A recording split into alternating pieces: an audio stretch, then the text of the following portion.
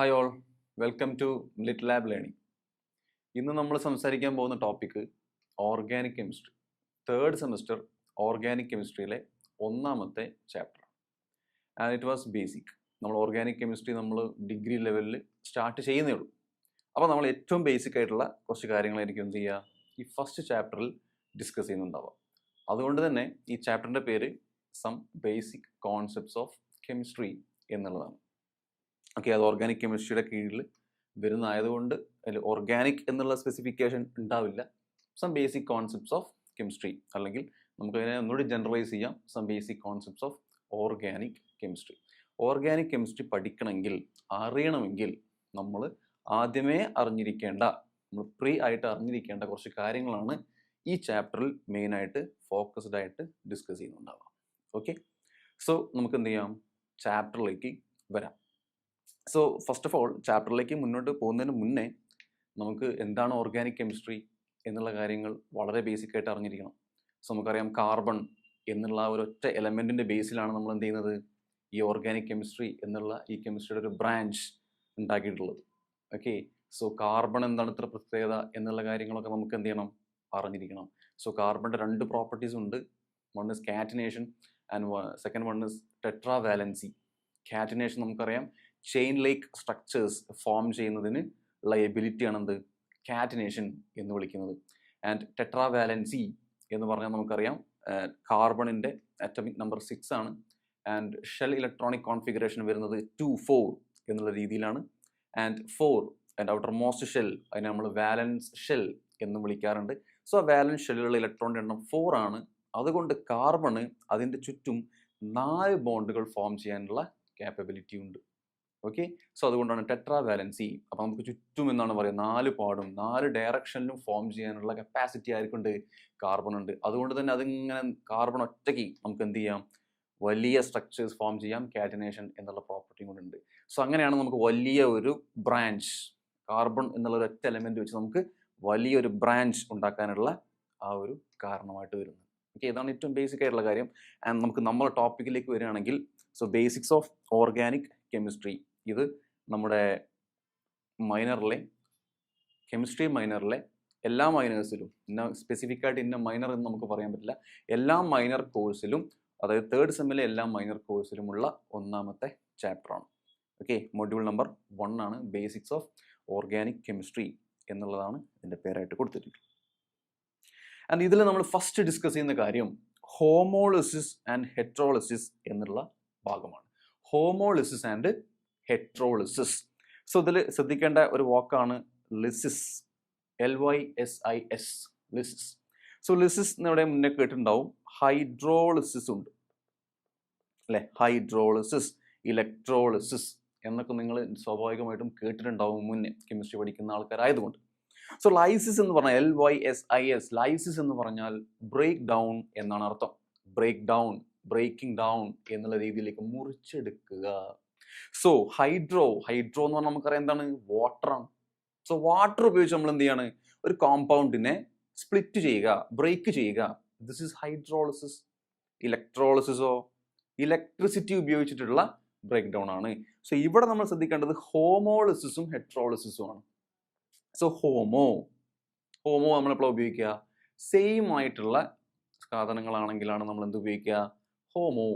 So ഇവിടെ lysis in homo ആണ് അല്ലെ, അതായത് ഒരുപോലെയുള്ള ബ്രേക്ക് ഡൗൺ ആണ്, അല്ലെങ്കിൽ ഒരുപോലെയുള്ള സ്പ്ലിറ്റിംഗ് ആണ്. അതിൻ്റെ നേരെ ഓപ്പോസിറ്റ് ആയിരിക്കും എന്ത്, ഹെട്രോളിസിസ് അല്ലെ. ഇനി അതെങ്ങനെയാണെന്ന് നോക്കാം.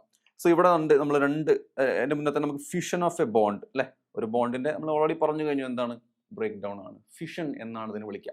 ഈ ഹോമോളിസിസ് എന്ന് വിളിക്കുന്നതിന് പകരം നമുക്ക് ഹോമോളിറ്റിക് ഫിഷൻ എന്ന് വിളിക്കാം, അല്ലെങ്കിൽ ഹെട്രോളിറ്റിക് ഫിഷൻ എന്ന് വിളിക്കാം.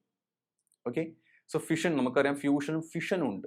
ഫിഷൻ എന്ന് പറഞ്ഞാൽ ഓൾറെഡി നമ്മൾ പറഞ്ഞപ്പോൾ ലൈസിസിന്റെ വേറൊരു മീനിങ് ആണ്, സ്പ്ലിറ്റ് ചെയ്യുക എന്നുള്ള രീതിയിലാണ്, അല്ലെങ്കിൽ ബ്രേക്ക് ചെയ്യുക എന്നുള്ള രീതിയിലാണ് നമ്മൾ എന്ത് ചെയ്യുക, സംസാരിക്കാറുള്ളത്. ഫ്യൂഷൻ നമുക്കറിയാം കൂടിച്ചേരുകയാണ്, combination. So fission of a bond, ഒരു ബോണ്ടിന്റെ ഫിഷൻ ആണ്. അപ്പോൾ നമ്മൾ ഓർഗാനിക് കെമിസ്ട്രി ഡിസ്കസ് ചെയ്യുമ്പോൾ നമ്മളിവിടെ ബോണ്ട്സ് കൂടുതലും എന്ന് പറയാൻ പറ്റില്ല, മെജോറിറ്റി എന്ത് തന്നെയാണ്, കൊവാലന്റ് ബോണ്ടുകളാണ്, കൊവാലന്റ് ബോണ്ടുകൾ. സോ ബോണ്ടിങ്ങിൽ നമ്മൾ പഠിക്കാറുണ്ട് എന്തൊക്കെ, ionic bond, covalent bond, then coordinate covalent bond എന്നൊക്കെയുള്ള രീതിയിൽ നമ്മൾ പഠിച്ചിട്ടുണ്ടാവാം. ഇവിടെ ഓർഗാനിക് കെമിസ്ട്രിയിൽ കംപ്ലീറ്റ്ലി എന്താണ്? കൊവാലന്റ് ബോണ്ടുകളാണ്. കൊവാലന്റ് ബോണ്ടുകളാണ്. സോ കൊവാലന്റ് ബോണ്ട് എന്താണെന്ന് അറിയണം.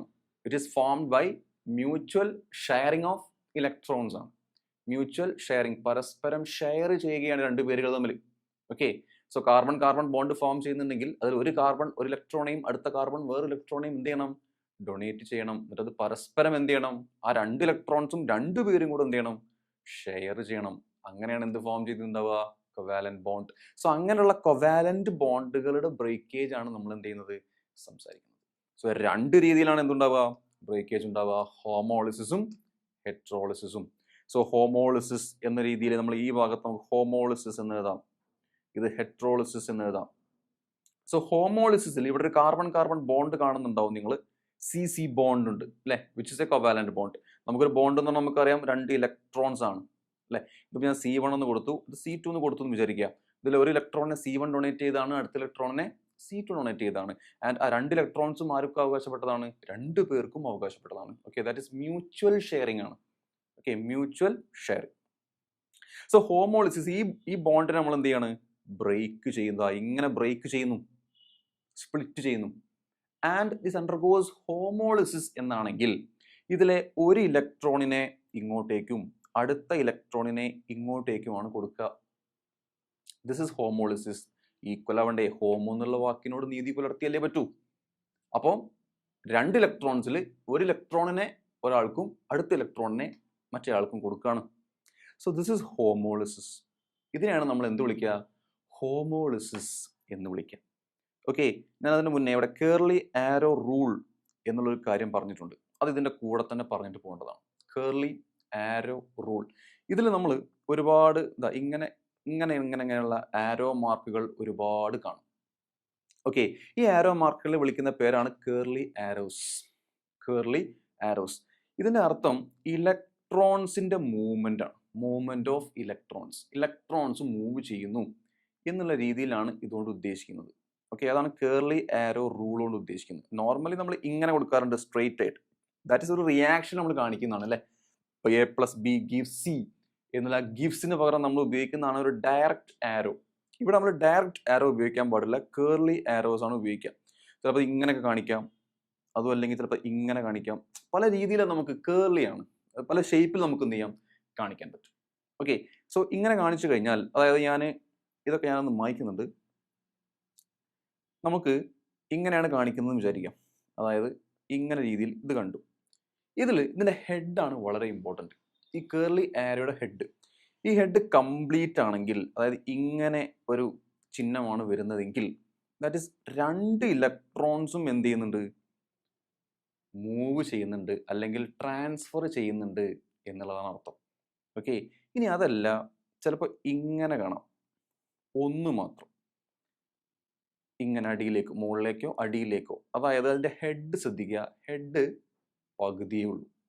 അതിൻ്റെ അർത്ഥം ഒരു ഇലക്ട്രോൺ മാത്രമേ എന്ത് ചെയ്യുന്നുള്ളൂ?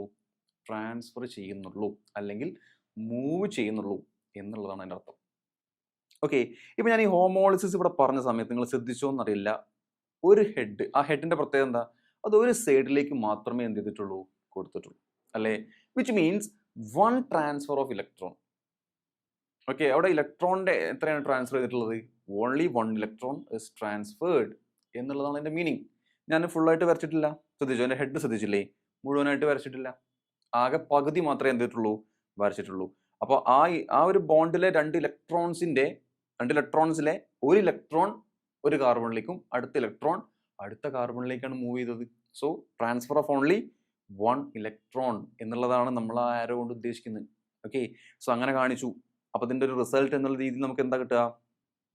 ഇപ്പം C ഒരു ഇലക്ട്രോൺ തന്നെ കിട്ടി, പ്ലസ് C ഒരു ഇലക്ട്രോൺ തന്നെ കിട്ടി. ഞാൻ C1 C2 എന്നുള്ളത് സെപ്പറേറ്റ് ചെയ്യാം. ഓക്കെ, ഫോർ ഐഡന്റിഫിക്കേഷൻ, തിരിച്ചറിയാൻ വേണ്ടിയിട്ടാണ്. സോ C1 ഒരു ഡോട്ട് ഉണ്ട്, പ്ലസ് C2 ഒരു ഡോട്ട് ഉണ്ട്. അങ്ങനെ ഡോട്ട് ഇട്ട് കഴിഞ്ഞാൽ അതിൻ്റെ അർത്ഥം ഒരു ഇലക്ട്രോൺ എന്നുള്ളതാണ്. ഒരു ഇലക്ട്രോൺ എന്ന് പറഞ്ഞാൽ അൺപെയർഡ് ഇലക്ട്രോൺ. അത് പെയറില്ല. പെയർഡ് ആണെങ്കിൽ നമ്മളിവിടെ കാണിക്കില്ല. പെയർ ഇല്ലാത്തതുകൊണ്ട് ഒരു സിംഗിൾ ആയിട്ട് നമ്മൾ എന്ത് ചെയ്യുന്നു? അതിനെ കാണിക്കുന്നു. ഓക്കെ, സോ ഇങ്ങനെ സിംഗിളി ഓക്യുപ്പൈഡ് ആയിട്ടുള്ള ഇങ്ങനെയുള്ള ഈ ഒരു സ്പീഷീസിനെ നമ്മൾ വിളിക്കുന്ന പേരാണെന്ത്? ഫ്രീ റാഡിക്കൽ എന്നാണ് വിളിക്കുക. അവിടെ ഞാൻ കൊടുത്തിട്ടുണ്ട് ഫ്രീ റാഡിക്കൽ. അതായത് ഹോമോളിസിസ് വഴി നമുക്ക് ഫോം ചെയ്യുന്ന എന്താണ്? ഫ്രീ റാഡിക്കൽസ് ആണ്. Free radicals. റാഡിക്കൽസ് എന്ന് വിളിച്ചാൽ മതി, അത് ഫ്രീ റാഡിക്കൽസ് എന്ന് വിളിക്കാൻ കാരണം അത് ഈ ഫ്രീ റാഡിക്കൽസിന്റെ പ്രത്യേകത അവർ ന്യൂട്രൽ ആണ്. അതായത് നമുക്കൊരു പോസിറ്റീവ് എന്നോ നെഗറ്റീവ് എന്നോ അതിനെ പറയാൻ പറ്റുമോ? ഇല്ല, ന്യൂട്രൽ ആണെന്ത് അവർ. അതുപോലെ അവർ വളരെ റിയാക്റ്റീവും കൂടെയാണ്. ന്യൂട്രൽ ആണെങ്കിലും എന്താണ്? വളരെ റിയാക്റ്റീവ് ആണ്. സോ അതുകൊണ്ട് ഫ്രീ റാഡിക്കൽസ് എന്നുള്ള പേരാണ് നമ്മൾ എന്ത് ചെയ്തിട്ടുള്ളത്? അതിന് കൊടുത്തിട്ടുള്ളത്. ഓക്കെ. ആൻഡ് ഫ്രീ റാഡിക്കൽസ് ഇതിനെ നമ്മൾ വിളിക്കുന്ന പേര്, ഇതിപ്പോൾ 2 ഫ്രീ റാഡിക്കൽസ് ചെയ്തിട്ടുണ്ട്, ഫോം ചെയ്തിട്ടുണ്ട്. ഒന്നിനെ നമുക്ക് C1 റാഡിക്കൽ എന്ന് വിളിക്കാം, വേണമെങ്കിൽ അടുത്തതിനെ C2 റാഡിക്കൽ എന്നുള്ള രീതിയിൽ നമുക്ക് എന്ത് ചെയ്യാം? വിളിക്കാം. ഓക്കെ. ദെൻ ഈ ഇങ്ങനെ ഹോമോളിസിസ് നടക്കുന്നതിന് ഉള്ള കണ്ടീഷൻ എന്ന് പറഞ്ഞാൽ ഐദർ സൺലൈറ്റ് അല്ലെങ്കിൽ തെർമൽ കണ്ടീഷൻ വേണം. സൺലൈറ്റ് എന്ന ഫോട്ടോ കെമിക്കൽ കണ്ടീഷൻ എന്ന് വിളിക്കാം. ലൈറ്റ് സൺലൈറ്റ് എന്ന് ഞാൻ പറഞ്ഞെങ്കിലും സൺലൈറ്റ് ആണ് ആക്ച്വലി, അല്ലെങ്കിൽ UV ലൈറ്റ് എന്നൊക്കെ വിളിക്കുക. ദാറ്റ് ഇസ് ആക്ച്വലി നമ്മൾ വിളിക്കുക ഫോട്ടോ കെമിക്കൽ കണ്ടീഷൻസ് ആണ്. ഫോട്ടോ മീൻസ് ലൈറ്റ് എന്നുള്ളതാണ് അർത്ഥം. അല്ലെങ്കിൽ തെർമൽ നമുക്കറിയാം ഹീറ്റിന്റെ പ്രസൻസ്. ഇത് രണ്ടും കൊടുത്തെങ്കിൽ, അല്ലെങ്കിൽ ഇതിന് രണ്ടിന്റെയും പ്രസൻസിൽ മാത്രമേ എന്ത് ചെയ്യുള്ളൂ? ഈ ഒരു ഹോമോളിസിസ് എന്നുള്ള സംഭവം നടക്കുള്ളൂ. ഹോമോളിസിസ് എന്നുള്ള സംഭവം നടക്കുള്ളൂ. ഓക്കെ. സോ ഇത്രയാണ് ഹോമോളിസിസുമായിട്ട് ബന്ധപ്പെട്ട കാര്യങ്ങൾ. Then next is heterolysis. ഇതിൻ്റെയൊക്കെ നേരെ ഓപ്പോസിറ്റ് ആയിരിക്കും അല്ലെ, ഹെട്രോളിസിസ് എന്നുള്ള കാര്യം. സോ ഹെട്രോളിസിസ് എങ്ങനെ നടക്കും? അപ്പോൾ ഇവിടെ ഞാനൊരു കാർബൺ ബോണ്ട് കാണിച്ചിട്ടുണ്ട് അല്ലേ, which is also A covalent bond. And ഇത് കംപ്ലീറ്റ്ലി എന്ത് ചെയ്യുന്നു? ഐദർ ഏതെങ്കിലും ഒരു കാർബണിലേക്ക് എന്ത് ചെയ്യുന്നു? ഷിഫ്റ്റ് ചെയ്യുന്നു, ട്രാൻസ്ഫർ ചെയ്യുന്നു. ആൻഡ് ഇവിടെ കേർലി ആരോ എങ്ങനെയാണ്? കംപ്ലീറ്റഡ് ആണ്. വിച്ച് മീൻസ് ഹെഡ് നോക്കുക, 2 ആരോസ്, അതായത് ആരോ കംപ്ലീറ്റ് ആണ് അല്ലേ. സോ ഇതിന്റെ അർത്ഥം ആ ഒരു ബോണ്ടിലുള്ള 2 ഇലക്ട്രോൺസും എന്ത് ചെയ്തിട്ടുണ്ട്? ഒരു സ്ഥലത്തേക്ക് അല്ലെങ്കിൽ ഏതെങ്കിലും ഒരു കാർബണിലേക്ക്, ഞാനിവിടെ C1 C2 എന്ന് കൊടുക്കുന്നു, ഇവിടെ ഞാൻ കൊടുത്തുള്ള C2ലേക്ക് എന്ത് ചെയ്യുന്നു? ട്രാൻസ്ഫർ ചെയ്യുന്നുണ്ട് അല്ലെ. അതായത് 2 ഇലക്ട്രോണേയും അങ്ങോട്ടേക്ക് കൊടുത്തു. Okay. This is heterolysis. Homo equal, hetero എന്ന് പറഞ്ഞാൽ അൺഈക്വൽ. സോ ഇതെന്താണ്? കംപ്ലീറ്റ്ലി അങ്ങോട്ടേക്ക് കൊടുത്താണ്. അപ്പൊ കംപ്ലീറ്റ്ലി അങ്ങോട്ടേക്ക് കൊടുക്കുമ്പോൾ നമുക്ക് എന്താണ് ഇതിന്റെ പ്രൊഡക്റ്റ് കിട്ടുക? എന്തായിരിക്കും ഇതിന്റെ പ്രൊഡക്റ്റ്? അപ്പം സ്വാഭാവികമായിട്ടും ഇലക്ട്രോൺസിന്റെ എക്സസിനെ നമ്മൾ കാണിക്കുക നെഗറ്റീവ് ചാർജ് വെച്ചിട്ടാണ്. എൻ്റെ കയ്യിൽ ഇലക്ട്രോൺസ് കുറേ ഉണ്ടെങ്കിൽ, അതായത് എക്സസ് ആയിട്ട് ഉള്ളതിലും സാധാരണ ഉള്ളതിലും കൂടുതലുണ്ടെങ്കിൽ നെഗറ്റീവ് ചാർജ് വെച്ചിട്ടാണ് പറയുക. കുറവാണെങ്കിലോ പോസിറ്റീവ് ചാർജ് വെച്ചിട്ടാണ് പറയുക. സോ എനിക്കിവിടെ C2 എന്തുണ്ട്? പ്രത്യേകം എന്താണ്? C2 നെഗറ്റീവ് ആയിരിക്കും അല്ലേ, ബിക്കോസ് ഒരു ഇലക്ട്രോണിനും കൂടി എക്സ്ട്രാ കിട്ടി. തൻ്റെ കയ്യിലുള്ള ഇലക്ട്രോൺ ആണ്, C1 ഷെയർ ചെയ്തിട്ടുള്ള ആ ഇലക്ട്രോണിനെയും കൂടി ഞാൻ ഇങ്ങോട്ട് കൊണ്ടുവന്നു അല്ലേ, C2 കൊണ്ടുവന്നു. അപ്പൊ C2 നെഗറ്റീവ് ചാർജ് അല്ലേ കിട്ടുക? C2 negative. ആൻഡ് C1 ഉള്ള ഇലക്ട്രോൺ പോയി കിടക്കാണ്. So C1 should be positive. C1 എന്തായിരിക്കും? പോസിറ്റീവ് ചാർജ് ആയിരിക്കും. സോ നമുക്ക് ഇങ്ങനെ ഹെട്രോളിസിസ് റിസൾട്ട്സ് അയോൺസ് എന്നാണ് നമ്മൾ വിളിക്കുക. അയോൺസ് എന്ന് പറഞ്ഞാൽ ചാർജ്ഡ് പാർട്ടിക്കിൾസ് ആണ്. ചാർജുള്ള പാർട്ടിക്കിൾസ് ആണ്. പോസിറ്റീവോ നെഗറ്റീവോ ചാർജുള്ള പാർട്ടിക്കിൾസ് ആണ് എന്ത്? അയോൺസ്. ഇവിടെ ഒരു പോസിറ്റീവ് ചാർജും ഒരു നെഗറ്റീവ് ചാർജും ഫോം ചെയ്തു.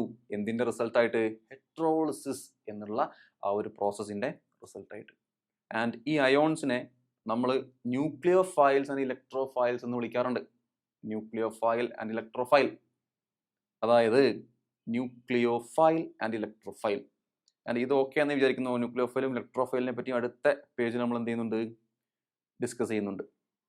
ടൈപ്സ് ഓഫ് റിയേജൻസ് എന്നുള്ള രീതിയിൽ നമ്മൾ എന്ത് ചെയ്യാറുണ്ട്? ഡിസ്കസ് ചെയ്യാറുണ്ട്. സോ ഇതിൽ ഫ്രീ റാഡിക്കൽ വരുന്നുണ്ട്, ന്യൂക്ലിയോഫൈൽ വരുന്നുണ്ട്, ഇലക്ട്രോഫൈൽ വരുന്നുണ്ട്. സോ നമുക്ക് എന്ത് ചെയ്യാം? ഫ്രീ റാഡിക്കൽ നമ്മൾ ഓൾറെഡി എന്ത് ചെയ്തു? ഡിസ്കസ് ചെയ്തു. ഒരു അൺപെയർഡ് ഇലക്ട്രോൺ ഉണ്ടെങ്കിൽ അല്ലെ, അൺപെയർഡ് ഇലക്ട്രോൺ ഉണ്ടെങ്കിൽ നമുക്ക് എന്ത് പറയാത്? ഒരു ഫ്രീ റാഡിക്കൽ ആണെന്ന് പറയാം അല്ലെ. നേരത്തെ നമ്മൾ കണ്ടില്ല. അതുപോലെ ഫോർ എക്സാമ്പിൾ ഞാൻ പറയാണ് CLന്റെ മുകളിൽ ഇങ്ങനെ കൊടുത്തു കഴിഞ്ഞാൽ ഇറ്റ്സ് ക്ലോറിൻ റാഡിക്കൽ. ഇപ്പോൾ ഹൈഡ്രജന്റെ മുകളിൽ കൊടുക്കുകയാണെങ്കിൽ ഹൈഡ്രജൻ റാഡിക്കൽ. ഇതൊക്കെ ഹോമോളിസിസിന്റെ റിസൾട്ടായിട്ട് വരുന്ന കാര്യങ്ങളാണ്. സോ ഇത് ഓൾറെഡി നമ്മൾ പറഞ്ഞു പോയി. ന്യൂക്ലിയോഫൈലും ഇലക്ട്രോഫൈലും. Nucleophile, electrophile. ഈ ഫൈൽ എന്ന വാക്കിന്റെ അർത്ഥം ലവിങ് എന്നാണ്, അല്ലെങ്കിൽ അട്രാക്റ്റിംഗ് എന്നുള്ള രീതിയിൽ നമുക്ക് എന്ത് ചെയ്യാം? പറയാം. സോ ന്യൂക്ലിയോഫൈൽ, ന്യൂക്ലിയസിനെ അട്രാക്ട് ചെയ്യുക അല്ലെങ്കിൽ ന്യൂക്ലിയസിനെ ലവ് ചെയ്യുക എന്നാണ് നമ്മൾ ഉദ്ദേശിക്കുന്നത്. സോ ന്യൂക്ലിയസിനെ ലവ് ചെയ്യുക എന്ന് പറയുമ്പോൾ ന്യൂക്ലിയസിന്റെ ചാർജ് നമുക്കറിയാം എന്താണ്? പോസിറ്റീവ് ചാർജ് ആണല്ലേ. Nucleus has positive charge, heavy positive centre ആണ് എന്നൊക്കെ നമ്മൾ റുദർഫോർഡിന്റെ തിയറിയിൽ പഠിച്ചിട്ടുണ്ടായിരിക്കും. സ്ട്രക്ചർ ഓഫ് ആറ്റം ആണത്. ഓക്കെ. സോ പോസിറ്റീവ് ചാർജ്, ആ പോസിറ്റീവിനെ ലവ് ചെയ്യണമെങ്കിൽ അല്ലെങ്കിൽ പോസിറ്റീവിനെ അട്രാക്ട് ചെയ്യണമെങ്കിൽ എന്ത് വേണം? ഒരു നെഗറ്റീവ് ചാർജ്ഡ് സ്പീഷീസിനല്ലേ പറ്റുള്ളൂ, അല്ലേ? അല്ലാതെ പോസിറ്റീവ് വന്ന് പോസിറ്റീവിനെ അട്രാക്ട് ചെയ്യോ? ഇല്ല. നെഗറ്റീവ് വന്നിട്ടേ പോസിറ്റീവിനെ അട്രാക്ട് ചെയ്യുള്ളൂ. സോ ന്യൂക്ലിയോഫൈൽ എന്ന് പറയുമ്പോൾ എപ്പോഴും ഒരു നെഗറ്റീവ് ചാർജ്ഡ് സ്പീഷീസ് ആയിരിക്കും, അല്ലെ? ന്യൂക്ലിയസിനെ അട്രാക്ട് ചെയ്യണമെങ്കിൽ ഒരു നെഗറ്റീവ് ചാർജ്ഡ് സ്പീഷീസ് ആയിരിക്കും. So all negative charged species, അല്ലെങ്കിൽ ഈ നെഗറ്റീവ് ചാർജ് എന്ന് പറഞ്ഞാൽ എന്താണ് ആക്ച്വലി? ഇലക്ട്രോൺ റിച്ച്നെസ് അല്ലേ? ഇലക്ട്രോണിന്റെ കൂടുതൽ, അല്ലെ? ഇലക്ട്രോൺ ഉള്ളതിലും കൂടുതലുള്ള ഒരു അവസ്ഥയാണ് എന്ത്? നെഗറ്റീവ്. അല്ലെങ്കിൽ ഒരു നെഗറ്റീവ് ചാർജ് വേണം, അതും അല്ലെങ്കിൽ ഇലക്ട്രോൺ റിച്ച്നെസ് വേണം. അങ്ങനെയുള്ള ആളുകളെ നമ്മൾ വിളിക്കുന്ന പേരാണെന്ത്? ന്യൂക്ലിയോഫൈൽ. ഓക്കെ. അപ്പൊ ന്യൂക്ലിയോഫൈൽ എന്താണെന്ന് ചോദിച്ചതിന്റെ ആൻസർ എന്താണ്? ഇലക്ട്രോൺ റിച്ച് സ്പീഷീസ്, അല്ലെ? അങ്ങനെ പറഞ്ഞാൽ മതി. അതാണ് ഏറ്റവും ആപ്റ്റ് ആയിട്ടുള്ള ഡെഫിനിഷൻ. ഇലക്ട്രോൺ റിച്ച് സ്പീഷീസ്, അവരാണ് നമ്മൾ എന്ത് വിളിക്കുക? അതിൽ നെഗറ്റീവ് ചാർജ് ഉള്ളത് ഉണ്ടാവാം, നെഗറ്റീവ് ചാർജ് ഇല്ലാത്തതും ഉണ്ടാവാം. ഫോർ എക്സാമ്പിൾ ഇപ്പൊ Cl- എന്തുണ്ട്? ചാർജ് ഉണ്ട്, ന്യൂക്ലിയോഫൈൽ ആണ്. ഇനി NH3 എന്ന് പറയുന്ന എക്സാമ്പിൾ നമുക്ക് പറയാം. NH3 അമോണിയാണ്. ഇതിൽ നമുക്ക് ഒരിക്കലും ഒരു നെഗറ്റീവ് ചാർജ് കാണാൻ പറ്റില്ല, but still it's a nucleophile. എന്താ കാരണം? നൈട്രജന്റെ പുറത്ത് എന്തുണ്ട്? ലോൺ പെയർ എന്ന് വിളിക്കുക, ബോണ്ടിങ്ങിൽ പങ്കെടുക്കാത്ത പെയർ ഓഫ് ഇലക്ട്രോൺസ് ഉണ്ട്, which is called a lone pair of electrons. അതുകൊണ്ട് ഇത് നമുക്ക് എന്ത് വിളിക്കാം? It is also a nucleophile. Then electrophile എന്തായിരിക്കും? അപ്പോൾ ഇലക്ട്രോഫൈൽ, ഇലക്ട്രോണിന്റെ ചാർജ് നമുക്കറിയാം എന്താണ്? നെഗറ്റീവ് ആണ്. നെഗറ്റീവിനെ അട്രാക്ട് ചെയ്യണമെങ്കിൽ ആ ഇലക്ട്രോഫൈൽ എന്തായിരിക്കണം? ഒരു പോസിറ്റീവ് ചാർജ് ആയിരിക്കണം, ഒരു പോസിറ്റീവ് ചാർജ് ഒരു സ്പീഷീസ് ആയിരിക്കണം, അല്ലെങ്കിൽ ഒരു ഇലക്ട്രോൺ ഡെഫിഷ്യന്റ് സ്പീഷീസ് ആയിരിക്കണം. ഇലക്ട്രോൺ ഡെഫിഷ്യന്റ്, അതായത് ഇപ്പൊ ഞാൻ പറയാണ് ഇപ്പൊ CH3+, ഇങ്ങനെ പ്ലസ് കൊടുത്താൽ അത് എന്താണ്? ഇലക്ട്രോൺ ഡെഫിഷ്യൻസി ആണ് കാണിക്കുന്നത്, അല്ലേ? സോ ഇലക്ട്രോൺ ഡെഫിഷ്യൻസ് ആണ്, അതുകൊണ്ട് ഇലക്ട്രോഫൈൽ ആണ്. ദെൻ വേറെ ഏതാ കൊടുക്കുക നമുക്ക്? H+, ഇലക്ട്രോഫൈൽ അല്ലേ? H+. ദെൻ വേറെ എന്താ കൊടുക്കുക? BF3 എന്ന് പറഞ്ഞ മോളിക്യൂൾ നമുക്ക് എന്ത് ചെയ്യാം? വേണമെങ്കിൽ പറയാം. കാരണം എന്താണ്? BF3 മോളിക്യൂൾ ഇലക്ട്രോൺ ഡെഫിഷ്യന്റ് ആണ്. അതിന്റെ ഒക്ടറ്റ് ഒന്നും എന്തല്ല? കംപ്ലീറ്റ് അല്ല. Always having a tendency to attract pair of electrons ഉണ്ട്. അതുകൊണ്ട് BF3 എന്താണ്? It is a electrophile. And ഇതിനെ ജനറലി നമ്മൾ E+ എന്ന് വിളിക്കാറുണ്ട്. ന്യൂക്ലിയോഫൈലിനെ NU നെഗറ്റീവ് എന്ന് വിളിക്കാറുണ്ട്. രണ്ട് രീതിയിലാണ് നമ്മൾ റെപ്രസെന്റ് ചെയ്യുക. ഓക്കെ. ന്യൂക്ലിയോഫൈലിനെ NU നെഗറ്റീവ് എന്നും ആൻഡ് ഇലക്ട്രോഫൈലിനെ E+. ഓക്കെ. അങ്ങനെയാണ് നമ്മൾ എന്ത് ചെയ്യുക? കാണിക്കാറുള്ളത്. So free radicals, nucleophile, electrophile, ഇതൊക്കെയാണ് ടൈപ്സ് ഓഫ് റിയേജൻസ് എന്നുള്ള കാറ്റഗറിയിൽ വരുന്നത്. സോ ഇതിന് പഠിക്കേണ്ടത് അതിന്റെ ഡെഫിനേഷൻ പഠിക്കണം, ആൻഡ് ഓഫ് കോഴ്സ് അതിന്റെ ഒരു എക്സാമ്പിൾ എങ്കിലും നമ്മൾ പറഞ്ഞിരിക്കണം. അങ്ങനെയെങ്കിൽ മാത്രമേ നമുക്ക് എക്സാമിൽ എന്ത് ചെയ്യാൻ പറ്റുള്ളൂ? Score. Example is very important. Okay. എക്സാമിൽ നമുക്ക് എന്ത് ചെയ്യാൻ പറ്റുള്ളൂ? സ്കോർ ചെയ്യാൻ പറ്റുള്ളൂ. ഓക്കെ. സോ ഇത്രയാണ് ടൈപ്സ് ഓഫ് റിയേജൻ്റായിട്ട് ബന്ധപ്പെട്ട കാര്യങ്ങൾ.